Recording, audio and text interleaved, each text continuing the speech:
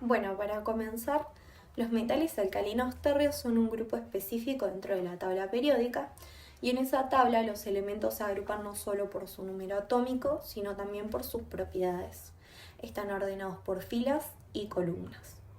Cuando hablamos de los alcalinos térreos nos referimos a los que están en la columna 2A y son 6: berilio, magnesio, calcio, estroncio, bario y radio. Si hablamos de cómo son físicamente, todos son sólidos, de colores plateados o gris, y suelen ser más duros y densos que los alcalinos. Además tienen puntos de fusión relativamente altos. De todos, el berilio es el que más se diferencia, porque además de ser más duro y pequeño, no reacciona fácilmente con el agua, y tiende a formar enlaces más covalentes que iónicos, aparte de ser tóxico. Estos metales forman principalmente sales y óxidos iónicos. Un ejemplo súper conocido es el carbonato de calcio, que no solo está en las rocas como la caliza y el mármol, sino también en algunos suplementos alimenticios y harinas fortificadas. Las sales de estos metales, cuando se disuelven en el agua, liberan iones +2, lo que hace que conduzcan la electricidad y puedan modificar el pH de las soluciones, volviéndolas más básicas. Algunos, como el bario, forman precipitados blancos con ciertos aniones, y eso sirve para identificarlos en pruebas de laboratorio. Y como todos los metales tienden a oxidarse, es decir, a donar electrones en reacciones químicas, lo que también explica por qué nunca los encontramos puros en la naturaleza, sino siempre formando parte de minerales.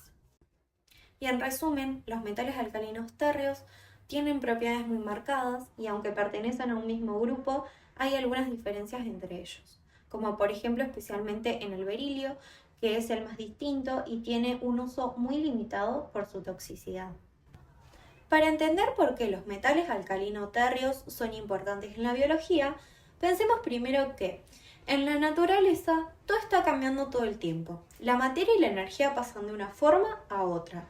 Pero para que esos cambios sean posibles y para que la vida exista, tiene que haber un cierto orden. Y ese orden tiene mucho que ver con cómo se organiza y se combinan las partículas, es decir, los elementos. Dentro de los alcalinos térreos, los dos que más destacan en la vida cotidiana son el calcio y el magnesio. Por ejemplo, el calcio es el metal más abundante en nuestro cuerpo. Lo tenemos principalmente en los huesos, en los dientes, pero también circula en la sangre y cumple un montón de funciones. Es clave para que los músculos se contraigan, para que los nervios transmitan señales y para que la sangre coagule cuando hay una herida. El nivel de calcio está súper controlado dentro del organismo, porque si se desajusta, se pueden alterar varios procesos importantes. Por otro lado, el magnesio es igual de esencial, sobre todo en las plantas. Es el átomo central de la clorofila, así que sin el magnesio no existiría la fotosíntesis, que es la base de toda la vida en la Tierra. En los seres humanos y en los animales, el magnesio participa en más de 300 reacciones químicas dentro del cuerpo. Por ejemplo, ayuda a la producción de energía, en la replicación del ADN y en la síntesis de proteínas. Además, el magnesio forma complejos estables con distintas moléculas, lo que ayuda a mantener la estructura y la energía en las células. Tanto el calcio como el magnesio están presentes en los líquidos corporales, como la sangre y el citoplasma de las células, y ahí cumplen un papel fundamental para mantener el equilibrio del pH, la presión osmiótica y la estabilidad de las estructuras celulares, como las membranas. También participan en reacciones químicas reversibles como la formación y disolución de sales, que tienen mucho que ver con la formación y el mantenimiento de los huesos. Por último, el calcio es muy importante para la transmisión de señales eléctricas en el cuerpo. Por ejemplo, la diferencia de concentración del calcio entre el interior y el exterior de la célula permite la liberación de neurotransmisores, la concentración del músculo cárdico y el funcionamiento de muchos procesos celulares. En resumen, aunque parezcan solo metales, el calcio y el magnesio son fundamentales para que la vida funcione como la conocemos, y sin ellos no podríamos movernos, pensar, ni siquiera existir. Los metales alcalino-térreos tienen todos dos electrones en su capa externa, por eso su configuración electrónica termina en S2. Eso hace que se formen iones estables con mucha facilidad y tengan tendencia a perder esos 2 electrones en reacciones químicas. Son reactivos, pero no tanto como los metales alcalinos, y pueden reaccionar con el oxígeno, los halógenos y también el agua, aunque eso depende mucho del metal específico.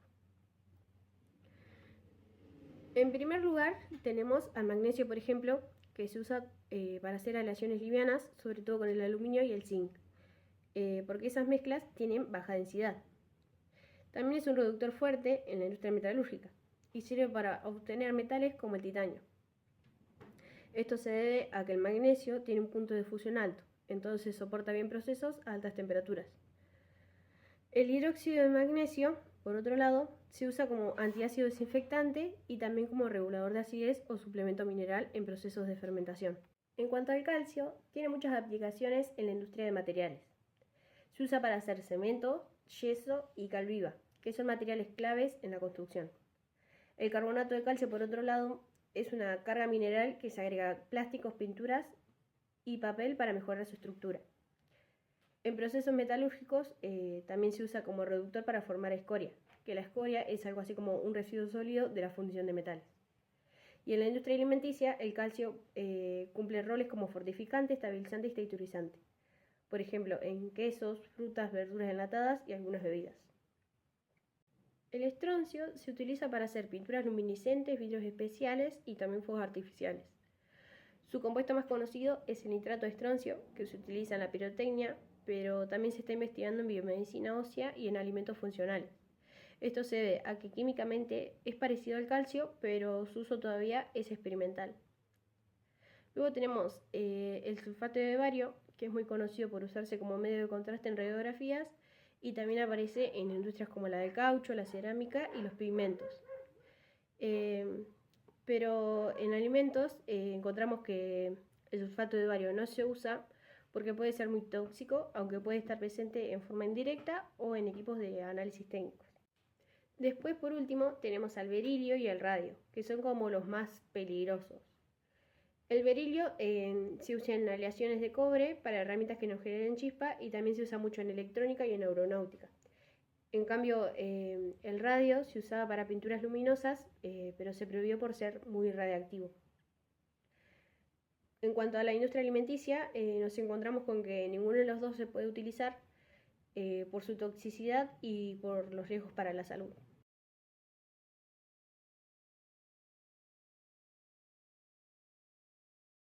El calcio, como metal alcalino térreo, es fundamental tanto para la salud como para la industria alimentaria. En Argentina, el pan blanco es uno de los alimentos más consumidos y una fuente principal de sodio en la dieta, contribuyendo a que la población tenga un consumo de sal muy por encima de lo recomendado por la Organización Mundial de la Salud. A su vez, el consumo de calcio suele ser menor al necesario, favoreciendo la aparición de enfermedades como la osteoporosis. Diversos estudios, algunos desarrollados en colaboración entre investigadores argentinos y portugueses, demostraron que se puede reducir el sodio del pan blanco reemplazando parcialmente la sal común por sales de calcio, en especial una mezcla de cloruro de calcio y carbonato de calcio. Y se formularon pares con diferentes proporciones de estas sales y se evaluaron tanto su sabor, textura y apariencia como su composición nutricional. Un resultado muy interesante que se obtuvo fue que al reemplazar el 50% del cloruro de sodio por el calcio, el pan no solo mantuvo su sabor y textura, sino que además triplicó el contenido de calcio y redujo hasta casi la mitad el contenido de sodio. Esto es importante, ¿por qué? Porque una porción de este pan pudo cubrir hasta el 68% de la recomendación diaria de calcio en adultos y a la vez ayudar a reducir el riesgo de hipertensión, ya que tiene menos sodio.